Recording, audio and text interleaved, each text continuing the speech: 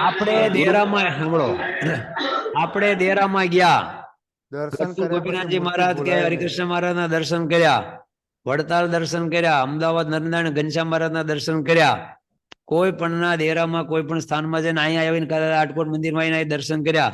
અગર તો અમે તમને છેલ્લે મંદિર કથા પૂરી થાય ને સવારે આવીને આટકોટના દર્શન કરાવીએ છીએ ને સાંજે ત્યાં વડતાલના દર્શન કરાવે છે. કોઈ ભક્તો અમદાવાદ રંગમોલના દર્શન કરાવે છે.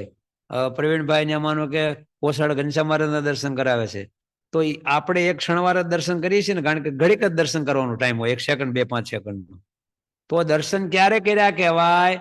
1 સેકન્ડ કરાવે ને દર્શન, તોય પછી દર્શન બંધ થઈ જાય ને પછી આપણને કોઈ પૂછે ને કે કેવા દર્શન હતા, તો એમ નામ યાદ રહી જાય તો માનવું કે એ દર્શન કર્યા છે. મોટા ભાઈઓ શું કીધું? 1 સેકન્ડ વારે દર્શન કર્યા હોય તો એમને શું રહી જાય? યાદ રહી જાય.